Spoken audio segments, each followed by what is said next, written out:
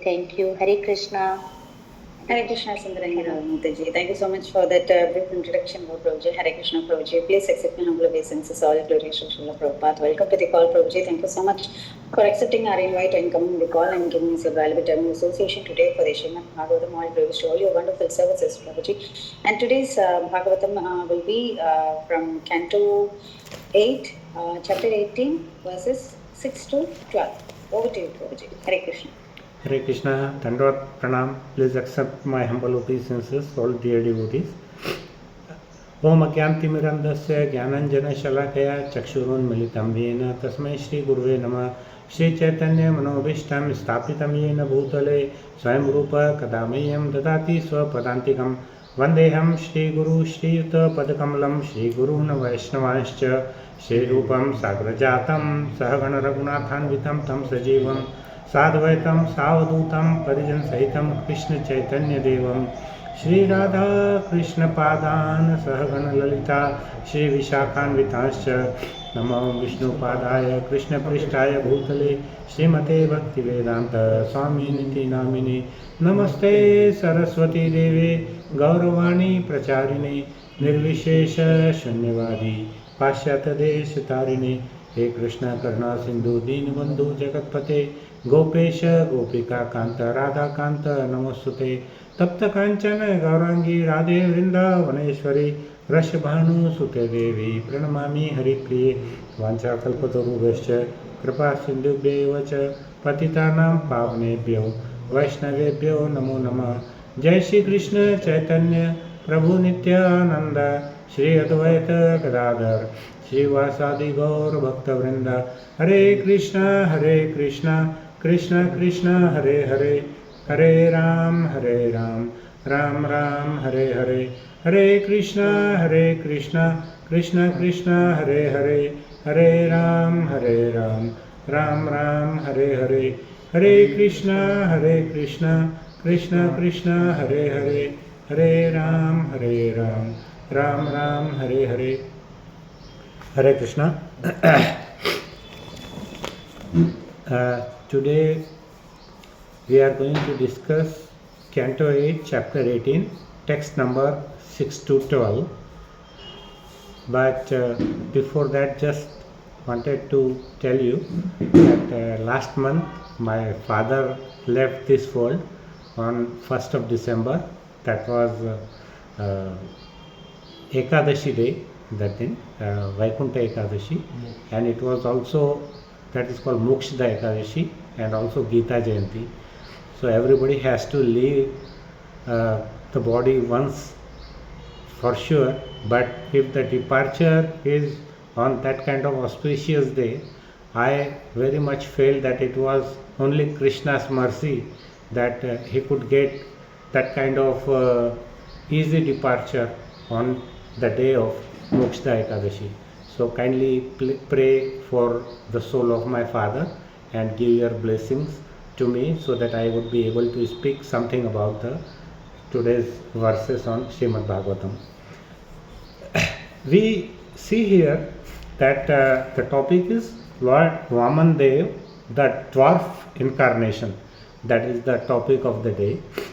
Now if we slowly, now today actually we have to discuss about 7 texts, 7 verses altogether. But before that, I would like to have a real quick recap what is happening and in which context we have to speak or we have to discuss about these shlokas. That is very important. So in this chapter, we will see that how Lord appears as Vamandeo, that is dwarf incarnation, and the whole universe becomes very joyful. It is something like Janmashtami we celebrate. In that parallel way, when Lord Vamandev appeared, the whole universe was very happy and very joyful. If we see in Canto 6, Chapter 7, now there is a fight between the demigods and the demons. Now in Chapter 6, we have, if we see or if you recall, that Indra offends his spiritual master, that is Brahaspati.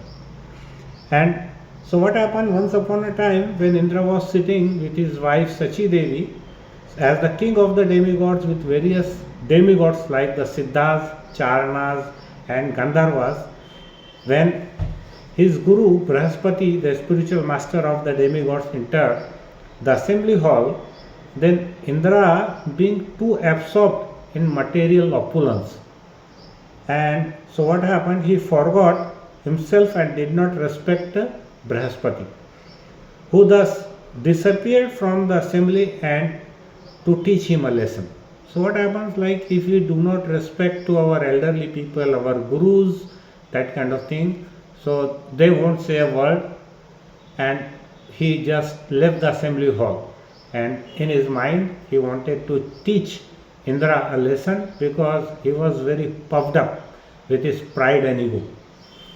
Now, because of his disrespectful behavior towards his spiritual master, Indra lost all his opulence and was conquered by the demons, who defeated the demigods, and these demons occupied Indra's throne. So, if we do not respect our guru, then we lose all our strength, that is for sure. Similarly, here Indra also lost his kingdom because demons became very powerful. Then King Indra with the demigods took shelter of Lord Brahma, who chastised the demigods and Indra for their offense to their spiritual master, and then appointed another guru instead of Brahaspati because he was not there. He appointed, Lord Brahma appointed Vishwarup as their priest, who was a Brahman. Then they performed yajnas and able to conquer the demons. That was from Canto 6. Now, if we see the current position, later on what happened, Bali Maharaj, who was the king of the demons and grandson of Prahlad Maharaj, he wanted to reclaim the power and status his lineage lost and to expand his righteous rule over the three worlds. So he wanted to conquer the entire universe, and he wanted to reclaim his seat on heaven as a king. So he attacked heaven for various reasons. Few of them are that vengeance. He wanted to take a revenge for his lineage, for his vansh or kul. He wanted to avenge the defeat and death of his father. The name of his father was Virochana, and who was killed by Indra through some trickery. With some tricks, Indra killed his father. So he wanted to take revenge of his father. That was one reason. Then second thing is, if we see the previous chapter, the churning of the ocean, milk ocean. In that time what happened? Indra wanted to reclaim the nectar of immortality, that is Amrit. The demons felt cheated by Devatas during the churning of the ocean, where Lord Vishnu, in the form of Mohini, ensured only the Devatas received the nectar or Amrit. So that was another thing. Bali Maharaj was very upset that there is a partiality, that when Lord appeared in the form of Mohini, he favored Devatas and gave entire that nectar to Devatas, demigods only, and did not give anything to demons. That was another reason he wanted to attack heaven. And third was desire for universal rule. He wanted to rule the entire cosmos, entire universe. So empowered by the blessings and guidance of his guru Shukracharya, Bali performed Vishwajit Yajna. So like, see the difference here, that the demigods insulted their guru, that is Brahaspati, whereas demons pleased their guru, which was Shukracharya. So they got all the strength and power because they pleased Shukracharya.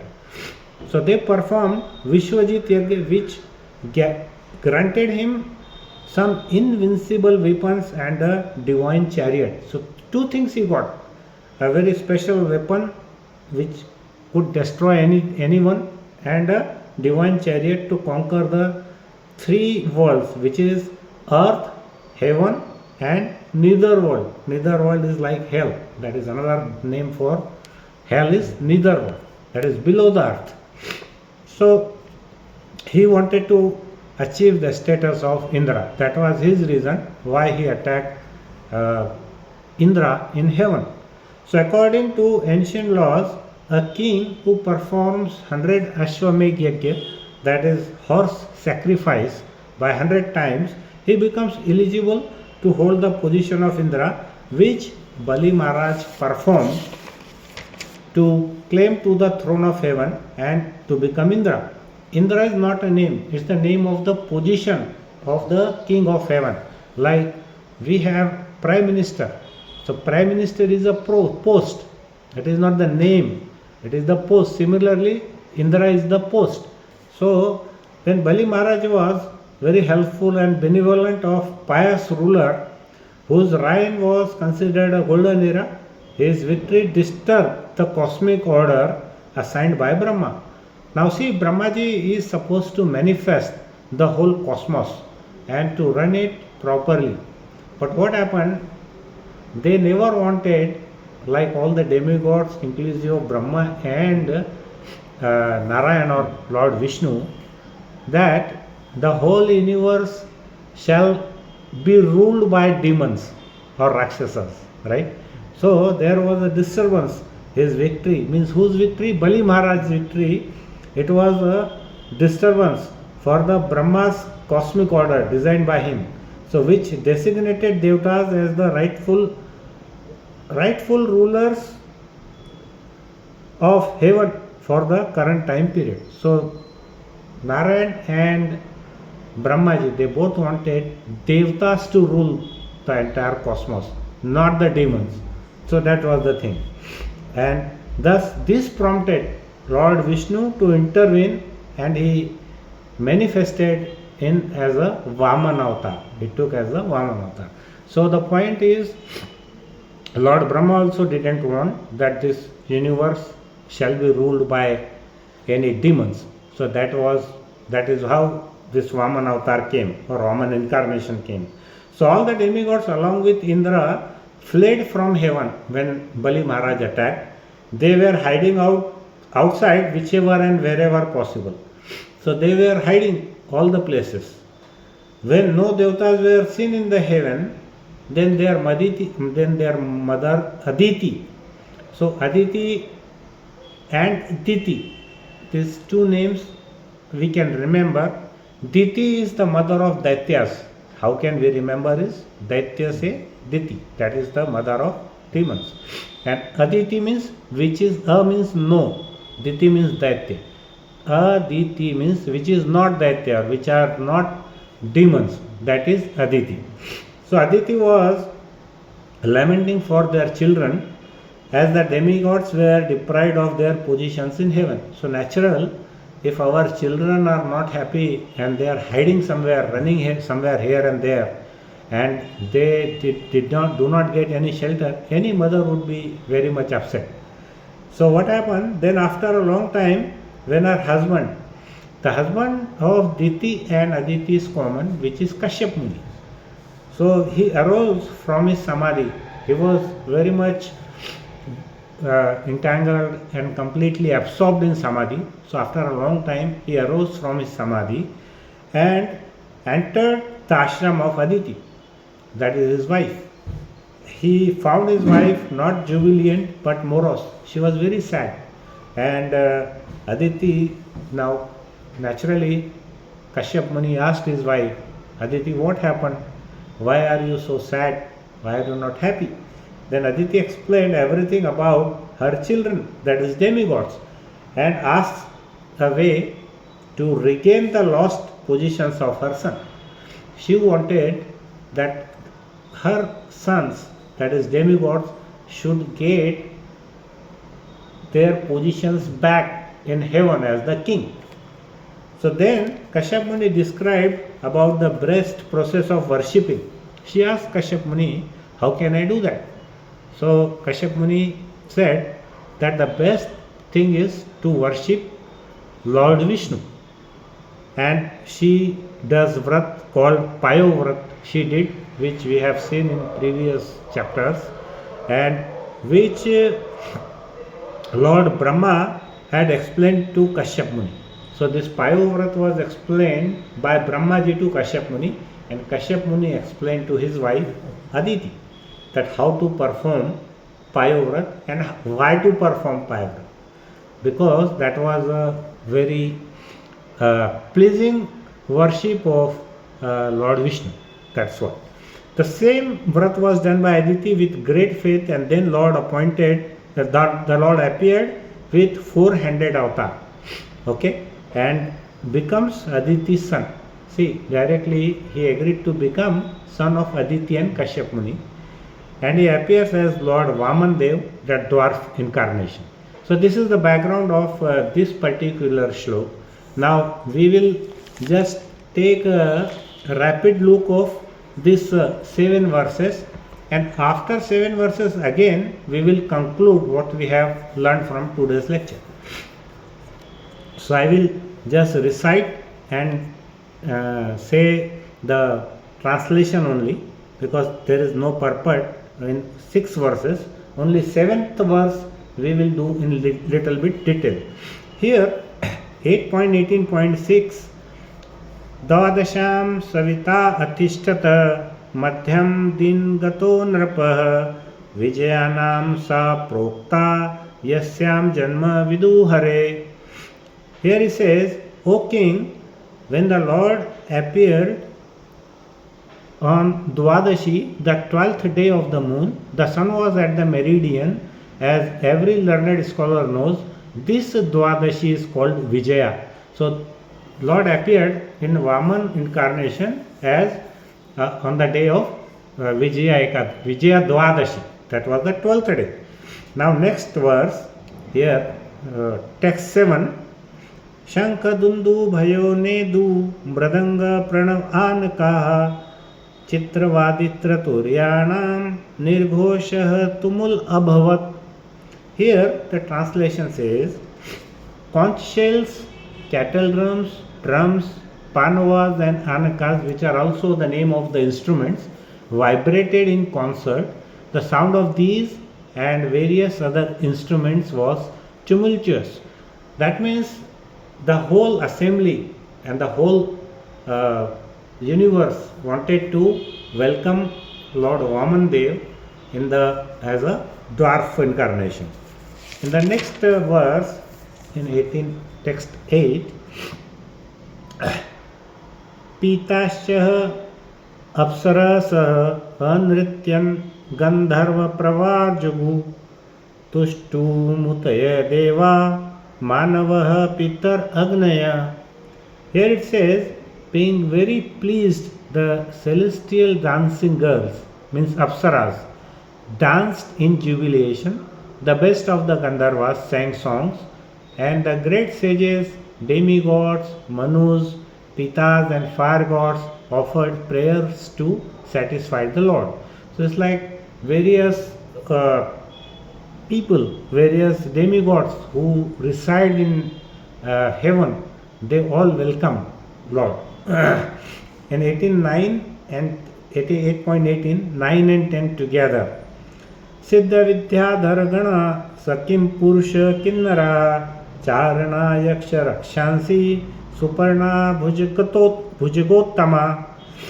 And 10th, गायन्तो प्रशस्सन्त नृत्यन्तो विबुध अनुगः Aditya आश्रम पदम कुसुमे समवाकिरण. Here we see the translation that the Siddhas, Vidyadhars, Kim Purushas, Kinnars, Charans, Yakshas, Rakshasas, Suparnas, the best of serpents, and the followers of the demigods all showered flowers on Aditi's residence, covering the entire house while glorifying, praising the Lord and dancing. So this all texts talk about welcoming Lord Vamandeo. Okay, so here all the residents of heaven, they were welcoming Lord Vamandeo. Text 11, if you see, Drashtva aditih tama nij garva sambhavam param pumsam mudam ap vismita grahita deham nij yoga mayaya Prajapatischa aha jayeti vismitaha. Here, take up, yes. Translation it says, when Aditi saw the Supreme Personality of Godhead, who had appeared from her own womb, having accepted a transcendental body by his own spiritual potency, she was struck with wonder and was very happy. So Mother Aditi was very happy naturally. She was very happy to see such a beautiful, transcendental body and very effulgent body. Upon seeing the child, Prajapati Kashyap explained Jai Jai in great happiness and wonder. So like both mother and father of the Lord, they were extremely happy. And next text number 12, here it says, यत तद वपु भाति विभूषण आयुधेय अव्यक्त चित्त व्यक्तम अधारयत हरि बभूवे तैनेव स वामनो वटुः संपश्यतोह दिव्य गतिः यथा नट. So here translation it says, the Lord appeared in his original form with ornaments and weapons in his hand.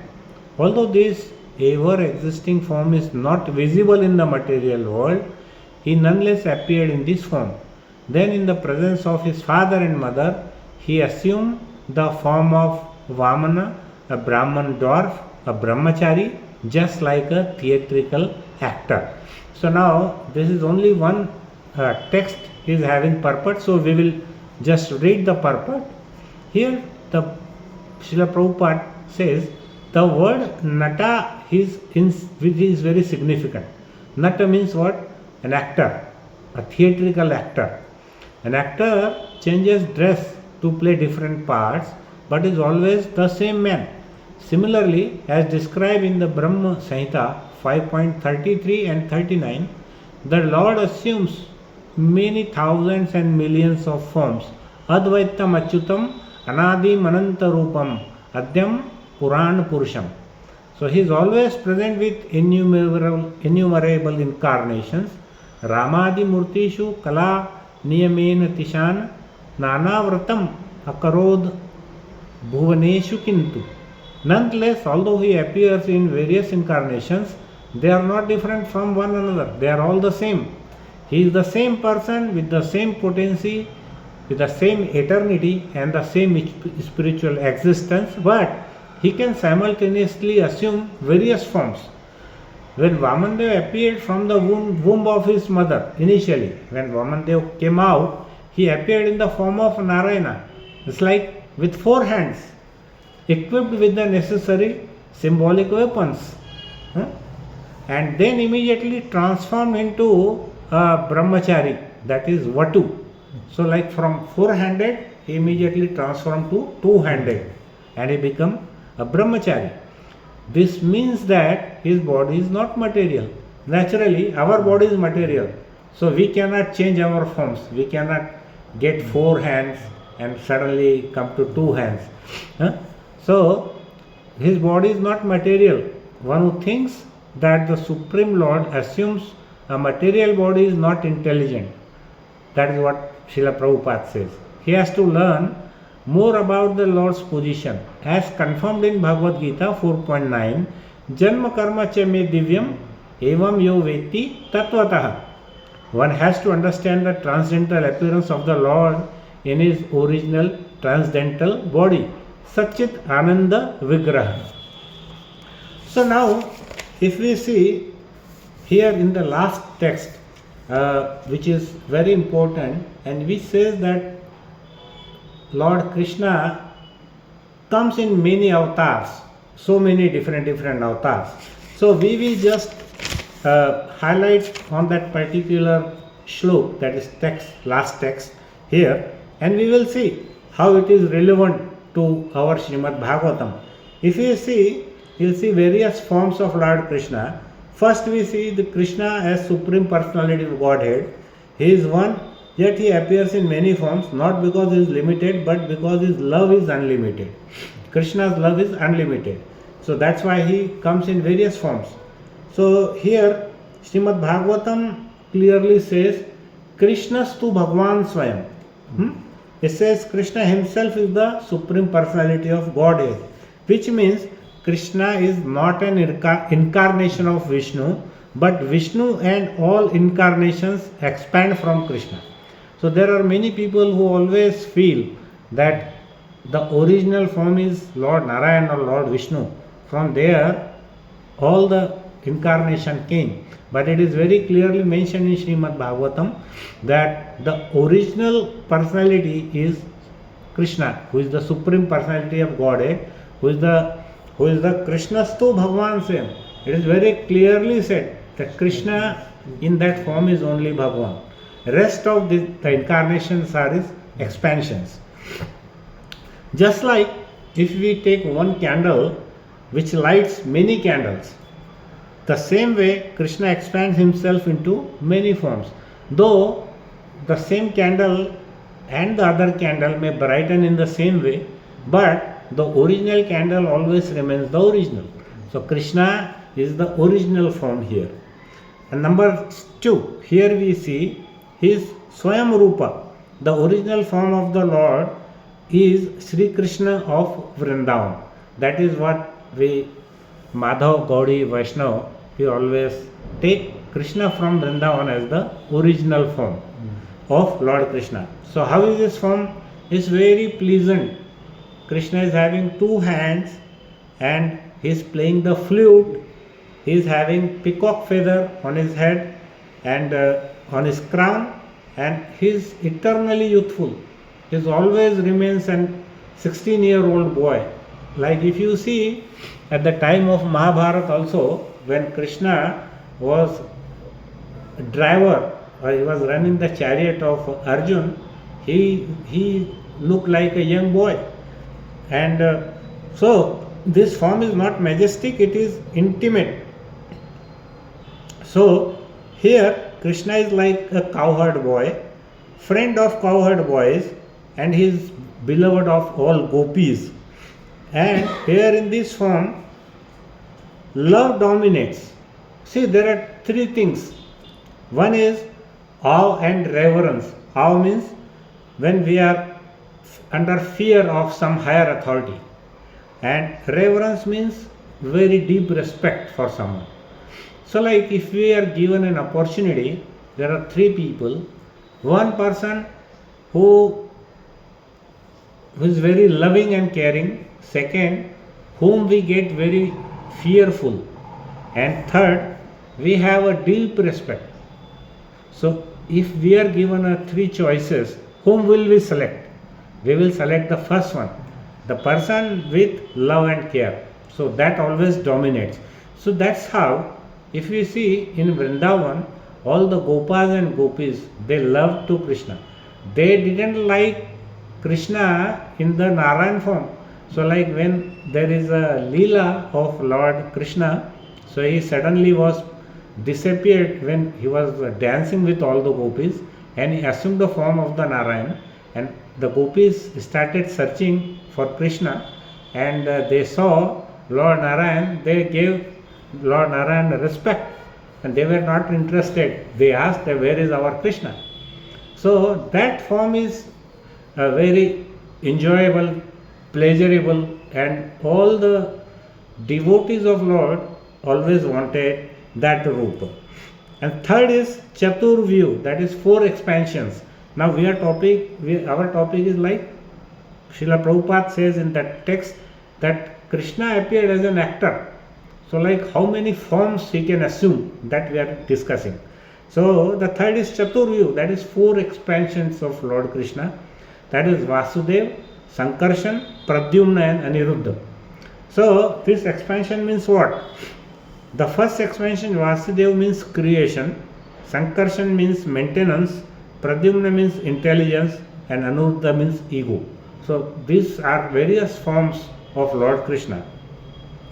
And then next expansion, the 4th expansion of Lord Krishna is the royal expansion, which he assumes in Dwarka.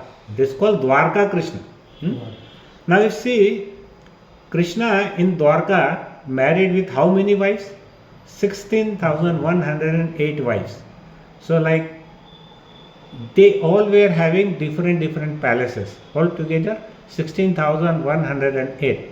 So when Krishna used to go to that assembly hall which is called Sudharma Sabha, the Sudharma Sabha or Sudharma assembly, the benediction was that no one gets thirsty, no one gets hungry, and no one gets old in that particular assembly hall, and no one sleeps.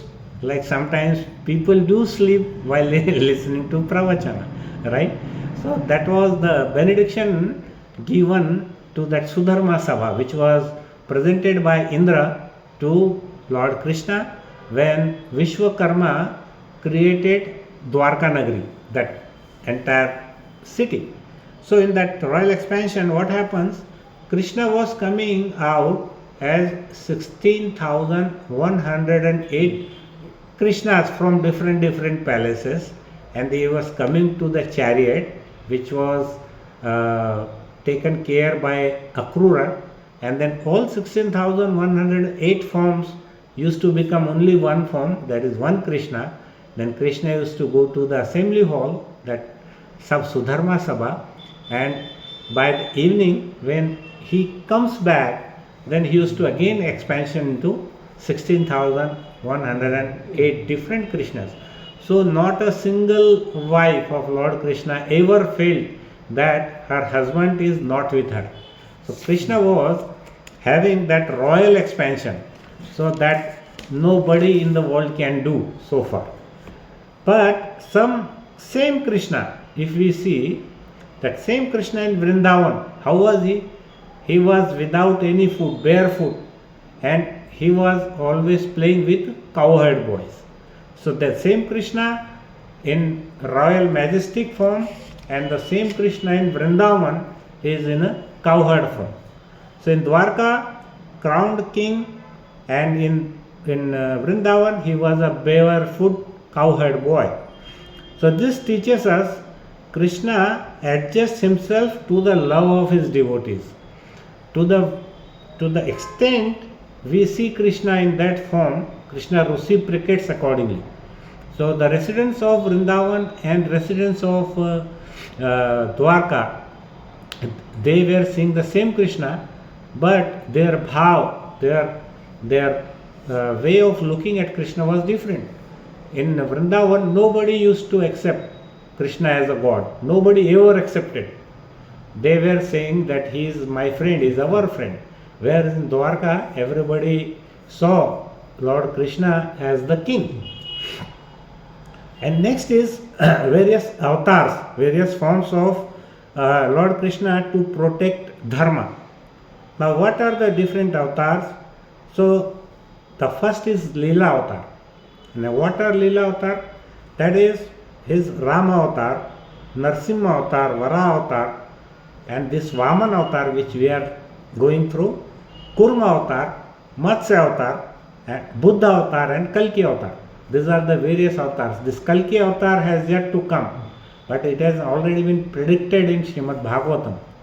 Now if you see, now what did this each avatars represent? Now if we see slowly one by one. So that Ram avatar, he represented an ideal king, we call Ram Rajya, an ideal son. The most ideal son in our history, who used to be very obedient to his father and mother. That is Ram avatar. Narsimha avatar. Now Narsimha avatar is what for? It was for protection of the devotees. So like how Lord Narsimha appeared, he protected Prahlad from his father Hiranyakashipu. So we see if we have any trouble, anything like that, people do offer any pujas and worship Narsimha deity of Mayapur, and miraculously fantastic results people get, not for the material gain but for the spiritual gain. Then we see Vara avatar. When the entire earth was lying in the ocean, then Lord Vara came and he lifts lifted that earth from ocean. So that was Vara avatar. Then Vaman avatar, which we are going through right now. Why he took Vaman avatar? Because Bali Maharaj was very subtly, he was having a pride that I am a great donor in the whole world. Whatever charity I can do, nobody can does. So just to humble his pride, Lord Vamandeo appeared in Vaman avatar. Krishna never likes any ego in his devotees. He immediately crushes that ego. It's called false ego. It's not a good ego. It's a false ego, which Krishna crushes. Similarly, God appeared in Vaman avatar to crush the ego of Bali Maharaj and to make him more humble. Then Kurma avatar. Kurma avatar was for what? To support the creation of the universe. To support that creation, he become tortoise. Next is Matsya avatar, that is fish incarnation. Why he does that? To save the scriptures. There is a long story, most of us have heard. So to save the scriptures, Lord appeared in Matsya avatar. And then he appeared recently as Buddha. So in Buddha avatar, he wanted to stop the violence. That was his main aim. And the last avatar, which is yet to come, is Kalki avatar, will restore dharma in Kali Yuga. So like there are many, it's like something like 4 lakh and 20,000 years our scriptures say the total age of Kali Yuga, out of which only 5,000 years has been completed. So as per Srila Prabhupada and great acharyas, they say that this is the Satyug of Kali Yuga. So first 5,000 years is like Satyug of Kali Yuga, right? Because the life is more than 4 lakh years. So definitely, if we are seeing degradation in our society and culture, it is rampantly going down and down. So what will happen in 4 lakh years? So that is the things to see. Now, to conclude these various forms, each form shows one quality, but Krishna contains all qualities completely. That is the difference between Krishna himself, the original candle, and the expanded candle. So understand? So like Rama, Narsimha, Varaha, Vaman, Kurma, Matsya, Buddha and Kalki, they are equipped with only one quality. But Krishna he contains all the qualities completely. So that is the difference between Lord Krishna, and that is the reason why it's called Supreme Personality of Godhead. Next, if you remember in Bhagavad Gita, Lord Krishna has shown his Vishwarup form to Arjuna, that is called the universal form. So in chapter 11 of Bhagavad Gita, Krishna shows Arjuna his cosmic form. And what we see in that cosmic form, that Lord is having millions of eyes and infinite mouths. Entire universe was within him. So why he showed to Arjuna? Because to show Arjuna that nothing exists outside Krishna. So everything is inside Krishna, right? But Krishna is not inside that. That is the different thing. Yet devotees prefer. What do we prefer? Do we want to see that very fearful universal form, or we want that small child of Vrindavan? So what do we like? We like, devotees prefer the flute playing Krishna over the terrifying universal form. Why? Because love desires intimacy, not fear. So what we like in our life, we want everybody to be very intimate and very loving. We do not want to get ruled because of some pressure or some fear. And then next one is Archa Rupa, that is deity form of Lord. Now here Krishna mercifully appears as deity so that we can serve him, right? So here examples, if we give some famous deities of Vrindavan, so we know that 3 main deities are there: Radha Madan Mohan, and Radha Govind, and Radha Gopinath. So what are they representing? They are representing Sambandha, Abhidya and Prayojan. In English we call Sambandha means relationship, Abhidya means path, how to get Krishna, and that Prayojan means what is the goal of the devotee, right? So now the first one, Radha Madan Mohan. Madan is the charming deity. Now this was built by Sanatan Goswami, and this represents the Sambandha relationship deity.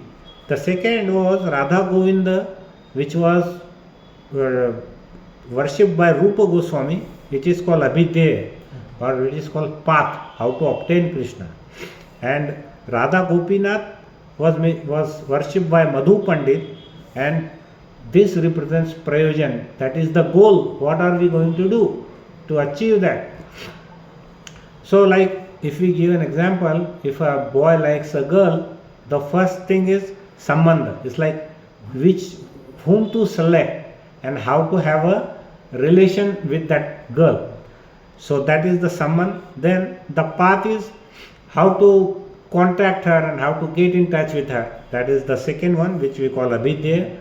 And then after getting that girl, what to do? So to go for a marriage, something like that. So that is called the goal.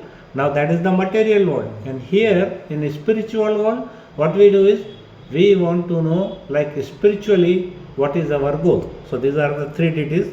Then we have Radha Shyam Sundar, which was worshipped by Shyamanand Pandit, Radha Gokulanand, which was worshipped by Loknath Goswami, Radha Damodar by Jeev Goswami.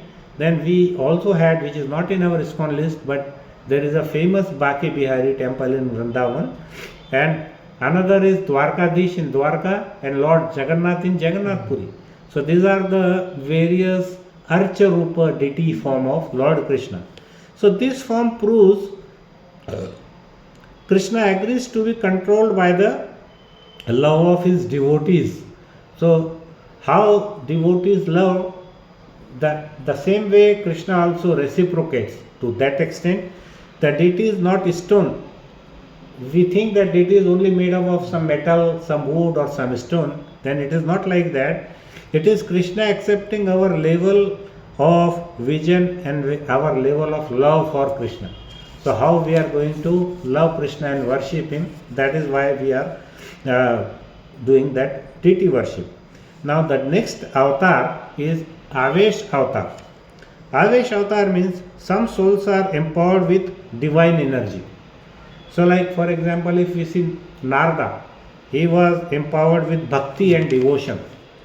Now second is Lord Brahma. He was empowered to create the universe, that is for the creation. Prathu Maharaj, he symbolizes ideal ruler, how a king should be, ideal king should be. Then we have another avatar, Parshuram, which is a warrior and who eliminates evil. Now here in our ISKCON, if we see Srila Prabhupada, so what kind of avatar he is?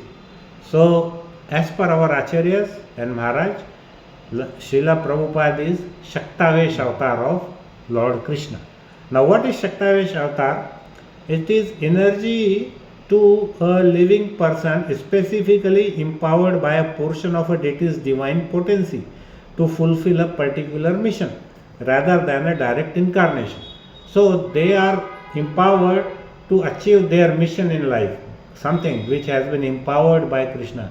Naturally, Srila Prabhupada is empowered by Krishna because who can sleep only 2 hours and do 22 hours of prachar, bhakti and 16 rounds and writing so many books and so many manuals with so much accuracy that all of the world with so many intelligent people, so many scholars, they all accepted Srila Prabhupada as Jagadguru. So this is not possible for a common person. It is only if Lord gives a special power to that particular soul. So it is called Shaktavesh avatar, which Srila Prabhupada was. he is chosen by Lord Krishna for a specific task. So that is what Lord Srila Prabhupada was. So one Krishna and many forms. He has forms of sweetness, he has forms of compassion, Krishna has forms of power, he has forms of justice, various forms depending upon the person or the devotee in front of him. But the goal of the life is not to analyze forms intellectually. We are not here to analyze which form was good, which form was not good. No, that is not our task. This is not the task of a devotee. The task of devotee is what? Is to develop love for Krishna in any form. So whether Krishna is in Vaman avatar, whether Krishna is in Narsimha avatar, whether Krishna is in Ram avatar, or whether Kurma, Matsya or Kalki or Buddha, whatever, our only work is to develop love for Krishna in any form. So some devotees we have seen, they may like Lord Ram. So like when Chaitanya Mahaprabhu met one devotee, he was a worshipper of Lord Ram. So Chaitanya Mahaprabhu said, no problem, you worship your Ram. And eventually that person started liking Chaitanya Mahaprabhu so much, and he realized that he is Krishna himself. So many devotees, they turn from worshipping of Ram or Lord Vishnu or Narayan to Lord Krishna. So that is what. So here we see ye yatamam prapadyante, which means as one surrenders unto me, I reciprocate accordingly. So Krishna says, doesn't matter which form you worship me, I reciprocate according to the surrender, the percentage of surrender, the level of love unto me, and I will do that. So here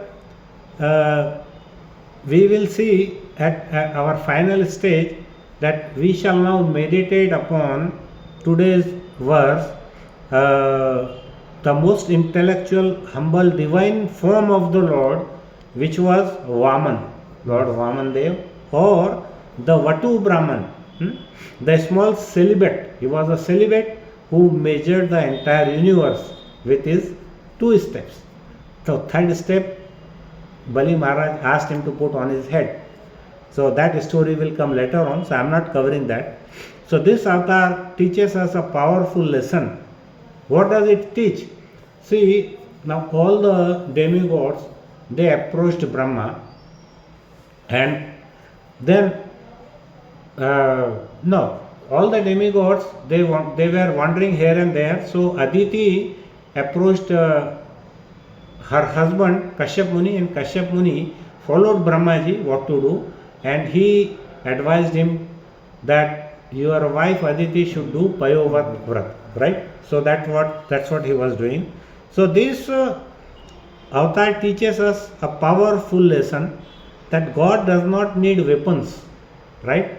Now see, in fact, Lord Vamandeo could have come with some weapons also, right? But did he come with weapon? No. What was his greatest power? Truth and humility. That was his greatest power. So he is the fifth incarnation of Lord Vishnu, and avatar of Lord Krishna himself. So externally he was looking like a small body, wearing deer skin cloth, umbrella, kamandalu, that is water pot, and Brahmin thread he was wearing. And internally, who was he? He was the supreme personality of Godhead of all the universe. So why did Lord appear as a dwarf? Because King Bali Maharaj, who was the grandson of Prahlada, conquered all 3 worlds.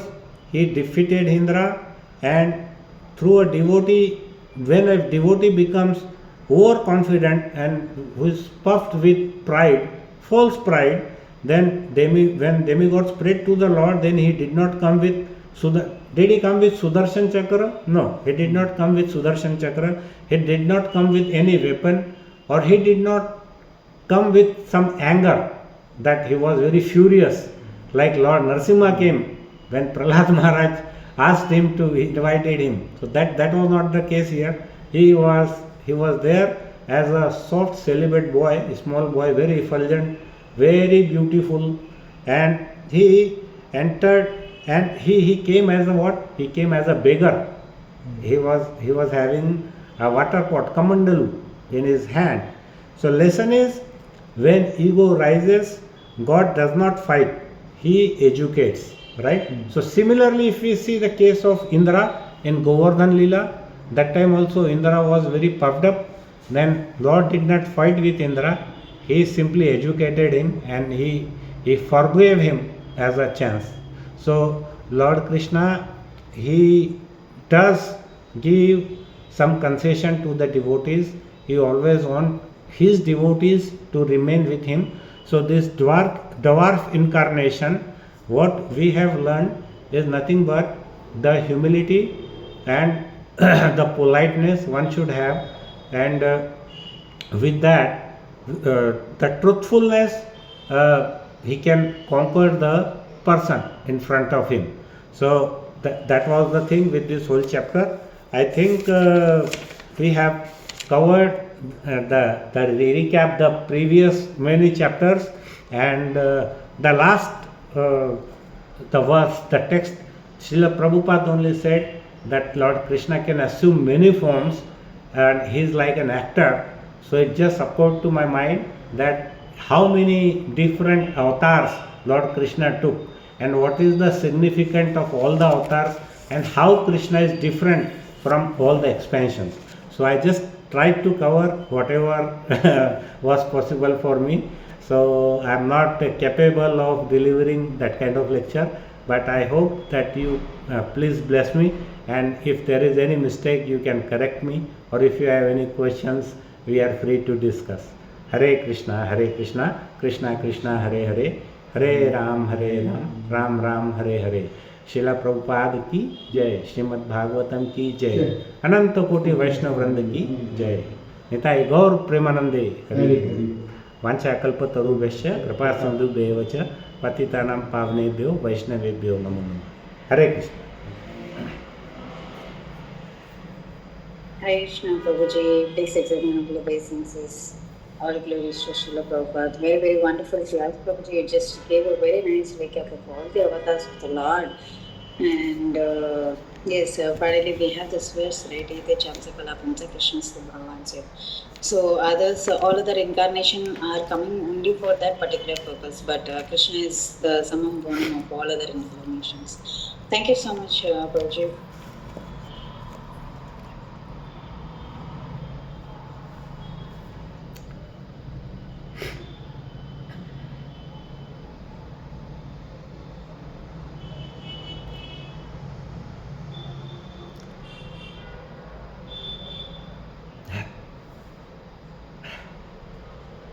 Hare Krishna.